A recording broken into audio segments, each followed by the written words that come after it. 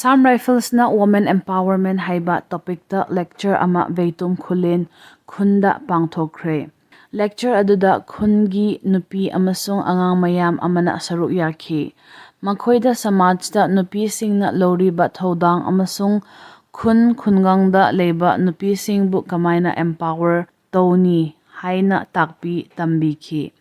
Lecture aduda women empowerment gi maru oiba amadi akhannaba singbu kamaina piglingay chathanna nagani amasung gyan tagani haibada henna pukning chingsinkhi. Aroibada khunja singna noni battalion bu lecture adu sinbibagidamak amasung mayamgidamakta tawriba thabaksingbu paladuna thagatpa fongdokhi.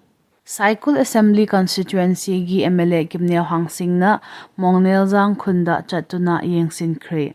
Khongchat adugi saruk ama oina MLA Kimneo Hangsingna Kuki NP Ukhrul, Kuki Students Organization Ukhrul amasung Kuki Students Organization Saikul amasung Mongnelzang khunja singa unaduna makhoigi awat apa hangki amasung waraba matam asida pulap thabak tominaduna amata oina chawkhatminnaba hotnasi haina haiki. Manipur Sarkarna hokhiba December 3 dagi public appeal ama tawraduna thangnaba numittagi Imphal amasung Kangpokpi Senapati amadi Churachandpur fauduna public vehicle sing chatpa honanaba cherol ama thokhiba adugi mayokta Kangpokpida numit adumakki ahing nongyai horaga 48 hours gi complete shutdown lauthokhi.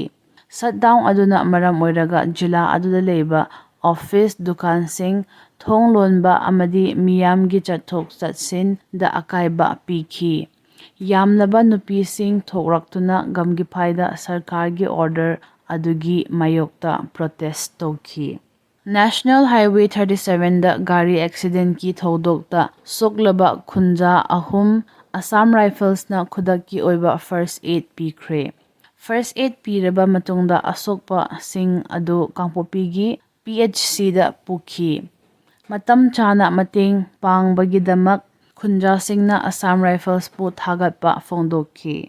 TC College of Teachers Education and Social Work ki miiyang makhada National Gender Campaign Nayi Chetna 3.0 numit amagi oina workshop chathari.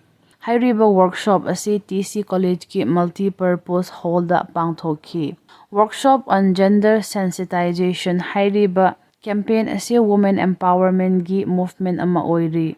Thoram aduda college ki 150 muk satra satri teaching staff amasung non-teaching staff singna saruk yakhi.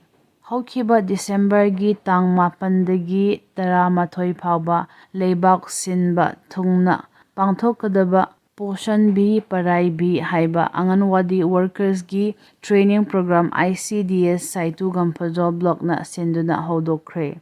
Hairiba training asi Gamnom Saparmena Community Hall da pangthokhi. Saitu Gamphajo block ki Anganwadi workers amasung ICDS gi supervisor singna saruk yakhi. Hanagi Mantri Thangmilen Kipgen Masagi Yum Haipi village da tang tara numitta leikhidre. Masagi chahi humpu tara mathoi sure. Mahak Kangpokpi Assembly Constituency gi mari rakkaba MLA amasu oibire.